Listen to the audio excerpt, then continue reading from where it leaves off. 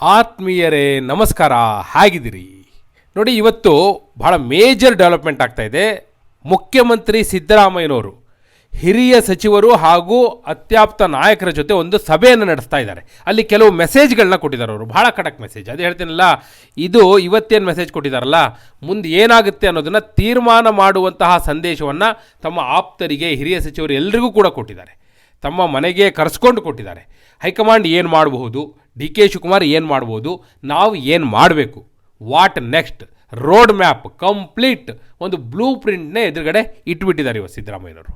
ಹಾಗಾದರೆ ಸಿದ್ದರಾಮಯ್ಯನವರು ಏನು ಹೇಳಿದ್ದಾರೆ, ಈ ಸಭೆಯಲ್ಲಿ ಚರ್ಚೆ ಆಗಿದ್ದೇನು, ಯಾರೆಲ್ಲ ಇದ್ದರು, ಯಾರ್ಯಾರಿಗೆ ಏನೇನು ಸೂಚನೆಯನ್ನು ಕೊಟ್ಟರು, ಹೈಕಮಾಂಡ್ನಿಂದ ಏನು ಸಂದೇಶ ಬಂದಿದೆ ಅಂತ ಹೇಳಿದ್ರು, ಇವ್ರು ಯಾವಾಗ ಡೆಲ್ಲಿಗೆ ಹೋಗ್ತಾರೆ, ಹಾಗೂ ಮುಂದಿನ ರೋಡ್ ಮ್ಯಾಪ್ ಯಾವ ರೀತಿಯದ್ದು, ಅದೇ ವಿವರವನ್ನು ಕೊಡೋ ಸಲುವಾಗಿ ನಾನು ಬಂದಿದ್ದೇನೆ. ಆತ್ಮೀಯರೇ, ವಾರ್ತೆ ವಿಶೇಷ ಕಾರ್ಯಕ್ರಮಕ್ಕೆ ಸ್ವಾಗತ.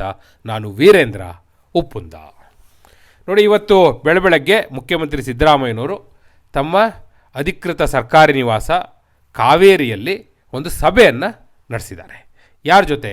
ಅತ್ಯಾಪ್ತರು, ಹಿರಿಯ ಸಚಿವರು, ಹಿರಿಯ ಶಾಸಕರ ಜೊತೆ. ಯಾರ್ಯಾರಿದ್ದರು? ನಂಬರ್ 1 ಸತೀಶ್ ಜಾರಕಿಹೊಳಿ ಇದ್ದರು, ಡಾಕ್ಟರ್ ಜಿ ಪರಮೇಶ್ವರ್ ಇದ್ದರು, ಎಚ್ ಸಿ ಮಹಾದೇವಪ್ಪನವರಿದ್ದರು, ಪ್ರಿಯಾಪಟ್ನ ವೆಂಕಟೇಶ್ ಇದ್ದರು, ಹಾಗೂ ಇತ್ತೀಚೆಗೆ ಸಚಿವ ಸಂಪುಟದಿಂದ ವಜಾ ಆದ್ರಲ್ಲ ಕೆ ಎನ್ ರಾಜಣ್ಣ, ಅವರು ಕೂಡ ಸಭೆಯಲ್ಲಿ ಭಾಗಿಯಾಗಿದ್ದರು. ಈ ಸಭೆಯಲ್ಲಿ ಭಾಳ ಮುಖ್ಯವಾಗಿ ಏನು ನಡೀತಾ ಇದೆಯಲ್ಲ ಡೆವಲಪ್ಮೆಂಟ್, ಅದರ ಹಿನ್ನೆಲೆಯಲ್ಲೇ ಚರ್ಚೆ ನಡೀತು. ಸಿದ್ದರಾಮಯ್ಯವರು ಕೆಲವು ಮೆಸೇಜ್ನ ಕೊಡಬೇಕಿತ್ತು, ಅದಕ್ಕೋಸ್ಕರನೇ ಕರೆಸ್ಕೊಂಡು ಬ್ರೇಕ್ಫಾಸ್ಟ್ ಮೀಟಿಂಗಲ್ಲಿ ಕ್ಲಿಯರ್ ಮೆಸೇಜ್ನ ಕನ್ವೆ ಮಾಡಿದ್ರು. ವಾಟ್ ನೆಕ್ಸ್ಟ್, ಹೈಕಮಾಂಡ್ ಏನು ಮಾಡುತ್ತೆ, ನಾವು ಏನು ಮಾಡಬೇಕು, ಡಿ ಕೆ ಶಿವಕುಮಾರ್ ಯಾವ ದಾಳವನ್ನು ಉರುಳಿಸಿದ್ರೆ ನಮ್ಮ ಪ್ರತಿದಾಳ ಏನಾಗಿರಬೇಕು, ಮುಂದೆ ಏನು ಮಾಡಬೇಕು, ಇದನ್ನು ಕ್ಲಿಯರಾಗಿ ಹೇಳಿದ್ದಾರೆ. ಸರಿ, ಹಾಗಾದರೆ ಏನು ಹೇಳಿದ್ದಾರೆ? ನಂಬರ್ 1 ಒಂದು ಕ್ಲಾರಿಟಿ ಕೊಟ್ಟಿದ್ದಾರೆ. ಈಗ ಡಿ ಕೆ ಶಿವಕುಮಾರ್ ಒಂದು ಮೆಸೇಜ್ನ ಕನ್ವೆ ಮಾಡ್ತಾ ಇದ್ದಾರಲ್ಲ, ಕೊಟ್ಟ ಮಾತು ಅಂಥೇಳಿ ವರ್ಡ್, ಅದ್ರ ಬಗ್ಗೆ ಮಾತಾಡ್ತಿದ್ದಾರಲ್ಲ ಅವರು, ಅದ್ರ ಬಗ್ಗೆ ಟ್ವೀಟ್ ಕೂಡ ಮಾಡಿದಾರಲ್ಲ, ಅದ್ರ ಬಗ್ಗೆ ಒಂದು ಕ್ಲಾರಿಟಿ ಕೊಟ್ಟಿದ್ದಾರೆ. ಸಿದ್ದರಾಮಯ್ಯವ್ರು ಹೇಳ್ತಾ ಇರೋದು, ನಾನು ಯಾವುದೇ ಮಾತನ್ನು ಕೊಟ್ಟಿಲ್ಲ, ಅದನ್ನು ಕ್ಲಿಯರಾಗಿ ಹೇಳ್ತಾ ಇದ್ದಾರೆ. 2.5 ವರ್ಷ ಆದಕೂಡಲೇ ನಿನಗೆ ಮುಖ್ಯಮಂತ್ರಿ ಪಟ್ಟವನ್ನು ಕೊಡ್ತೀನಿ ಅಂತ ನಾನು ಯಾವುದೇ ಮಾತನ್ನು ಕೊಟ್ಟಿಲ್ಲ ಅಂತಲೇ ಸಿದ್ದರಾಮಯ್ಯನವರು ಅವರ ಆಪ್ತರ ಬಳಿ ಹೇಳ್ಕೊಂಡಿದ್ದಾರೆ. ಈಗ ಡಿ ಕೆ ಶಿವಕುಮಾರ್ ಆ ರೀತಿಯ ಒಂದು ಮೆಸೇಜ್ನ ಕನ್ವೆ ಮಾಡ್ತಾ ಇದ್ದಾರೆ, ಮತ್ತು ಇದು ಮುಂದೆ ತನ್ನನ್ನು ವಚನಭ್ರಷ್ಟ ಅಂತೇಳಿ ಹಣೆಪಟ್ಟಿ ಕಟ್ಟುವಂತಹ ಪ್ರಯತ್ನವೂ ಆಗಿರುವಂಥ ಸಾಧ್ಯತೆ ಇದೆ. ಹೀಗಾಗಿ ಒಂದು ವೇಳೆ ನನ್ನ ಹೆಸರನ್ನು ತೆಗೆದುಕೊಂಡು ನೇರವಾಗಿ ನನ್ನನ್ನು ಉಲ್ಲೇಖಿಸಿ ಈ ಮಾತನ್ನು ಹೇಳಿದ್ರೆ, ಕೊಟ್ಟ ಮಾತು ಅನ್ನೋದನ್ನು ಏನಾದರೂ ಹೇಳಿದ್ರೆ, ಆಗ ಅದಕ್ಕೆ ತಕ್ಕ ಪ್ರತ್ಯುತ್ತರ ಕೊಡಬೇಕು. ಈಗ ಇಂಡೈರೆಕ್ಟಾಗಿ ಹೇಳ್ತಿದ್ದಾರೆ, ನಾವಿದಕ್ಕೆ ಪ್ರತಿಕ್ರಿಯಿಸೋದು ಬೇಡ, ಯಾಕಂದರೆ ಕುಂಬಳಕಾಯಿ ಕಳ್ಳ ಅಂದರೆ ಹೆಗಲು ಮುಟ್ಟು ನೋಡ್ಕೊಂಡ್ರು ಅನ್ನೋ ಪರಿಸ್ಥಿತಿ ಆಗುತ್ತೆ. ಹೀಗಾಗಿ ಯಾರೂ ಅದಕ್ಕೆ ಪ್ರತಿಕ್ರಿಯೆಯನ್ನು ಕೊಡಬೇಡಿ. ಕೊಟ್ಟ ಮಾತು ಅಂತ ಏನವರು ಮಾರ್ಮಿಕವಾಗಿ ಟ್ವೀಟ್ ಮಾಡಿದ್ದಾರೆ, ಸಂದೇಶವನ್ನು ಕೊಟ್ಟಿದ್ದಾರೆ, ಅದಕ್ಕೆ ಯಾರೂ ಕೂಡ ಪ್ರತಿಕ್ರಿಯಿಸಬೇಡಿ, ಕ್ಲಿಯರಾಗಿ ಹೇಳಿದ್ದಾರೆ ಸಿದ್ದರಾಮಯ್ಯನವರು. ನಂಬರ್ 1. ನಂಬರ್ 2, ಹೈಕಮಾಂಡ್ ಯಾವ ಹೆಜ್ಜೆಯನ್ನು ಇಡ್ಬೋದು ಮತ್ತು ಏನು ಸಂದೇಶವನ್ನು ಕೊಟ್ಟಿದೆ.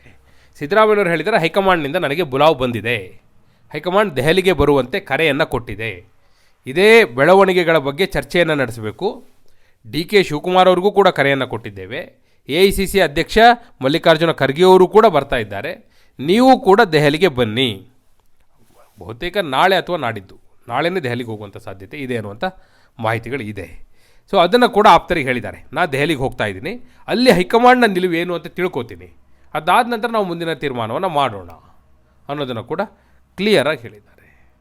ಇನ್ನು 3ನೇ ವಿಚಾರ ಸಿದ್ದರಾಮಯ್ಯವರು ಹೇಳಿರುವಂಥದ್ದು, ನಾನು ಡಿ ಕೆ ಶಿವಕುಮಾರ್ಗೆ ನಿನಗೆ ಮುಖ್ಯಮಂತ್ರಿ ಪಟ್ಟವನ್ನು ಕೊಡ್ತೇನೆ, ನಿನ್ನ ಮುಖ್ಯಮಂತ್ರಿ ಮಾಡ್ತೇನೆ, ನಾನು ಯಾವುದೇ ಮಾತು ಕೊಡದೇ ಇರೋದ್ರಿಂದ ಡಿ ಕೆ ಶಿವಕುಮಾರ್ ಅವ್ರನ್ನ ಮುಖ್ಯಮಂತ್ರಿ ಮಾಡುವಂಥ ಪ್ರಶ್ನೆಯೇ ಇಲ್ಲ, ಅದು ರೂಲ್ಡ್ ಔಟ್, ನೋ ವೇ, ಆ ಚರ್ಚೆಯೇ ಇಲ್ಲ, ಆ ಪ್ರಶ್ನೆಯೇ ಇಲ್ಲ ಅನ್ನೋದನ್ನು ಕೂಡ ಸಿದ್ದರಾಮಯ್ಯನವರು ಸ್ಪಷ್ಟವಾಗಿ ಹೇಳಿದ್ದಾರೆ. ಅಲ್ಲಿಗೆ ಯಾವುದೇ ಕಾರಣಕ್ಕೂ ಡಿ ಕೆ ಶಿವಕುಮಾರ್ ಮುಖ್ಯಮಂತ್ರಿ ಆಗಲಿಕ್ಕೆ ಬಿಡಬಾರ್ದು ಅನ್ನುವ ಒಂದು ಸ್ಪಷ್ಟ ನಿರ್ಧಾರವನ್ನು ಈ ಸಭೆಯಲ್ಲಿ ಅವರು ಕೈಗೊಂಡಿದ್ದಾರೆ. ಇದರಲ್ಲಿ ಯಾವುದೇ ಅನುಮಾನ ಇಲ್ಲ. ನೋಡಿ, ಇವತ್ತು ಈವನ್ ಮಲ್ಲಿಕಾರ್ಜುನ ಖರ್ಗೆ ಅವರು ಕೂಡ ಓಪನ್ ಸ್ಟೇಟ್ಮೆಂಟ್ ಕೊಟ್ಟಿದ್ದಾರೆ, ಡಿ ಕೆ ಶಿವಕುಮಾರ್ ಅವರನ್ನು ಸಿದ್ದರಾಮಯ್ಯನವರು ನಾವು ದೆಹಲಿಗೆ ಕರ್ಸ್ಕೋತೀವಿ, ಅಲ್ಲಿ ಸಭೆಯನ್ನು ಮಾಡಿ ನಿರ್ಣಯವನ್ನು ಕೈಗೊಳ್ತೀವಿ ಅನ್ನೋ ಮಾತನ್ನು ಹೇಳಿದ್ದಾರೆ. ಈ ಹಿನ್ನೆಲೆಯಲ್ಲಿ ಸಿದ್ದರಾಮಯ್ಯನವರಿಗೆ ಒಂದು ಹಿಂಟ್ ಸಿಕ್ಕಿದೆ. ಏನಂದರೆ, ಒಂದು ವೇಳೆ ನನ್ನನ್ನು ಕರೆಸ್ಕೊಂಡು ಡಿ ಕೆ ಶಿವಕುಮಾರ್ನು ಕರೆಸ್ಕೊಂಡು ಮುಖ್ಯಮಂತ್ರಿ ಪಟ್ಟಕ್ಕೆ ರಾಜೀನಾಮೆ ಕೊಡಬೇಕು ಅಂತ ಏನಾದರೂ ಹೈಕಮಾಂಡ್ ಸಂದೇಶ ಕೊಟ್ಟದ್ದೇ ಆದರೆ ಮುಂದೆ ಯಾರು ಮುಖ್ಯಮಂತ್ರಿ ಅನ್ನೋ ತೀರ್ಮಾನ ಆಗಬೇಕು ಅನ್ನೋದನ್ನು ಕೂಡ ನಾನು ಹೇಳ್ತೀನಿ. ನಂಬರ್ 1 ನಾ ಕಂಟಿನ್ಯೂ ಆಗಬೇಕು, ಅದು ಪಕ್ಷದ ಹಿತದೃಷ್ಟಿಯಿಂದ ಆಗಬೇಕು. ಅದು ಯಾವ ಕಾರಣಕ್ಕಾಗಿ ಅಂದರೆ ನೋಡಿ, ದೇಶದಲ್ಲಿ 3 ರಾಜ್ಯಗಳಲ್ಲಿ ಕಾಂಗ್ರೆಸ್ ಸ್ವತಂತ್ರವಾಗಿ ಅಧಿಕಾರದಲ್ಲಿದೆ. 1 ಹಿಮಾಚಲ ಪ್ರದೇಶ, 2 ತೆಲಂಗಾಣ, 3 ಕರ್ನಾಟಕ. ತೆಲಂಗಾಣದಲ್ಲೂ ಕೂಡ ಮೇಲ್ವರ್ಗದ ಪ್ರತಿನಿಧಿಯೇ ಮುಖ್ಯಮಂತ್ರಿ ಆಗಿದ್ದಾರೆ. ಹಾಗೆ ಹಿಮಾಚಲ ಪ್ರದೇಶದಲ್ಲೂ ಕೂಡ ಮೇಲ್ವರ್ಗಕ್ಕೆ ಸೇರಿದವರೇ ಮುಖ್ಯಮಂತ್ರಿ ಆಗಿದ್ದಾರೆ. ಎಲ್ಲಾದರೂ ಒಂದು ಕಡೆ ಹಿಂದುಳಿದ ವರ್ಗಕ್ಕೆ ಸೇರಿದವರು ಮುಖ್ಯಮಂತ್ರಿ ಆಗಿದ್ದಾರೆ ಅಂದರೆ ಅದು ಕರ್ನಾಟಕದಲ್ಲಿ ಮಾತ್ರ. ಸೊ 2029 ಚುನಾವಣೆಯ ದೃಷ್ಟಿಯಿಂದ ನೀವು ನೋಡೋದೇ ಆದರೆ ಇಡೀ ದೇಶಕ್ಕೆ ಏನು ಸಂದೇಶ ಕೊಡ್ತೀರಿ? ಇಲ್ಲೂ ಕೂಡ ಮೇಲ್ವರ್ಗದವ್ರನ್ನೇ ನೀವು ಮುಖ್ಯಮಂತ್ರಿ ಮಾಡೋದೇ ಆದರೆ ಅದರಿಂದ ಏನು ಮೆಸೇಜ್ ಏನು ಅನ್ನೋ ಪ್ರಶ್ನೆಯನ್ನು ಕೂಡ ನಾನು ಹೈಕಮಾಂಡ್ ಮುಂದೆ ಇಡುವವನಿದ್ದೇನೆ. ಒಂದು ವೇಳೆ ನನ್ನ ಮುಖ್ಯಮಂತ್ರಿ ಪಟ್ಟದಿಂದ ಇಳಿಸಬೇಕು ಅನ್ನೋ ತೀರ್ಮಾನವೇ ಆದದ್ದಾದರೆ ಇದನ್ನು ಕನ್ವೆ ಮಾಡ್ತೀನಿ ಅನ್ನೋದನ್ನು ಕೂಡ ಹೇಳಿದ್ದಾರೆ. ಸೊ ಅಂಥ ಸಂದರ್ಭ ಬಂದರೆ ಯಾರು ಮುಖ್ಯಮಂತ್ರಿ ಯಾರಾಗಬೇಕು, ಯಾರ ಹೆಸರನ್ನು ನಾವು ಮುನ್ನೆಲೆಗೆ ತರಬೇಕು ಅದನ್ನು ಕೂಡ ಸಿದ್ದರಾಮಯ್ಯನವರು ಸ್ಪಷ್ಟವಾಗಿ ಹೇಳಿದ್ದಾರೆ. ಈಗ ಈ ಟೀಮ್ ತೀರ್ಮಾನ ಮಾಡಿರುವ ಪ್ರಕಾರ ಡಾಕ್ಟರ್ ಜಿ ಪರಮೇಶ್ವರ್ ಹೆಸರನ್ನು ಎಲ್ಲರೂ ಒಗ್ಗೂಡಿ ಮುನ್ನೆಲೆಗೆ ತರೋಣ. ಒಂದು ವೇಳೆ ಮುಖ್ಯಮಂತ್ರಿ ಪಟ್ಟವನ್ನು ಬಿಡಲೇಬೇಕು ಅಂತ ರಾಹುಲ್ ಗಾಂಧಿಯೇ ಸ್ವತಃ ಹೇಳಿದ್ರೆ ನಾನು ಕುರ್ಚಿಗೆ ಅಂಟ್ಕೊಂಡು ಕೂರಲ್ಲ. ನಾ ಇಷ್ಟೇ ಹೇಳೋದು, ನಾನು ಹೇಳಿದವರು ಮುಖ್ಯಮಂತ್ರಿ ಆಗಬೇಕು, ದಲಿತರೊಬ್ಬರು ಮುಖ್ಯಮಂತ್ರಿ ಆಗಬೇಕು ಅಥವಾ ಹಿಂದುಳಿದ ವರ್ಗಕ್ಕೆ ಸೇರಿದವರು ಮುಖ್ಯಮಂತ್ರಿ ಆಗಬೇಕು ಅಂತೀನಿ. ಆ ಪ್ರಕಾರ ಡಾಕ್ಟರ್ ಜಿ ಪರಮೇಶ್ವರ್ ಅವ್ರನ್ನ ಮುಖ್ಯಮಂತ್ರಿ ಮಾಡಿ ಅನ್ನುವ ಪಟ್ಟನ್ನು ಹಾಕ್ತೇನೆ ಅನ್ನೋದನ್ನು ಕೂಡ ಕ್ಲಿಯರ್ ಆಗಿ ಅವರು ಆಪ್ತರಿಗೆ ಹೇಳಿದ್ದಾರೆ.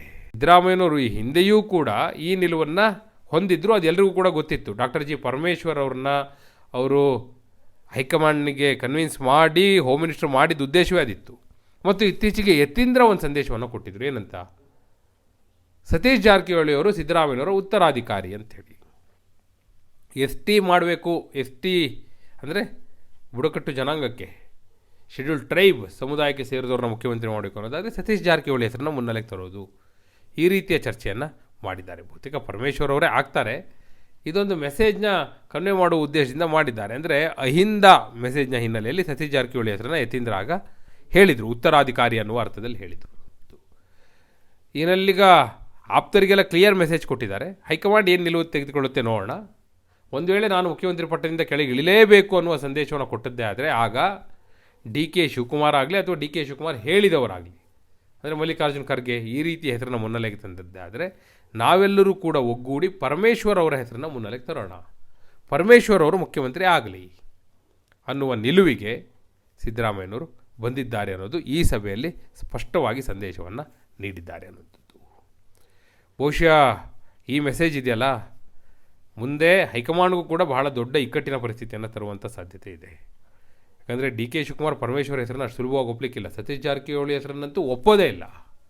ಹೀಗಾಗಿ ಮುಂದೆ ಹೈಕಮಾಂಡ್ಗೆ ಕಗ್ಗಂಟಾಗಿ ಪರಿಣಮಿಸುತ್ತೆ. ಆಗ ಯಾವ ರೀತಿ ಅದನ್ನು ಪರಿಹರಿಸ್ತಾರೆ ಅನ್ನೋದು ಕೂಡ ಪ್ರಶ್ನೆ. ಮತ್ತು ಇದು ಏಕಾಏಕಿ ರಾತ್ರೋರಾತ್ರಿ ಏನೋ ಬದಲಾವಣೆ ಆಗುತ್ತೆ ಅನ್ನೋದಿಲ್ಲ. ಈ ಹಂತಕ್ಕೆ ಹೋದಾಗ ಅವರು ಒಪ್ಪದೇ ಇದ್ದಾಗ, ಇವರು ಬಿಡದೇ ಇದ್ದಾಗ ಸ್ಟೇಟಸ್ ಕೋ ಯಥಾಸ್ಥಿತಿ ಮುಂದುವರಿಯಲಿ ಅನ್ನುವ ಪರಿಸ್ಥಿತಿಗೆ ಬಂದರೂ ಬರ್ಬೋದು. ಅದು ಸಿದ್ದರಾಮಯ್ಯವ್ರಿಗೆ ಅಡ್ವಾಂಟೇಜ್. ಹೀಗಾಗಿ ಇದೊಂದು ಕಗ್ಗಂಟಾಗಿ ಪರಿಣಮಿಸಲಿದೆ ಅನ್ನೋದಕ್ಕೆ ಈಗ ಮತ್ತೊಂದು ಸಾಕ್ಷಿ, ಬಹಳ ದೊಡ್ಡ ಕಗ್ಗಂಟಾಗುತ್ತೆ ಅನ್ನೋದಕ್ಕೆ ಈಗ ಸಿದ್ದರಾಮಯ್ಯ ಆ್ಯಂಡ್ ಟೀಮ್ ಬಂದಿರುವಂಥ ನಿಲುವು, ತೆಗೆದುಕೊಂಡಿರುವಂಥ ನಿಲುವು ಸ್ಪಷ್ಟವಾಗಿ ಗೋಚರಿಸ್ತಾ ಇದೆ.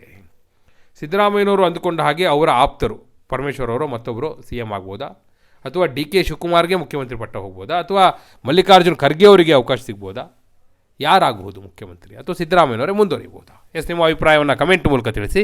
ಹಾಗೆ ನೀವಿನ್ನೂ ವಾರ್ತೆ ಚಾನಲ್ನ ಸಬ್ಸ್ಕ್ರೈಬ್ ಮಾಡಿಲ್ಲ ಅಂದರೆ ಈಗಲೇ ಸಬ್ಸ್ಕ್ರೈಬ್ ಮಾಡಿ. ಧನ್ಯವಾದ.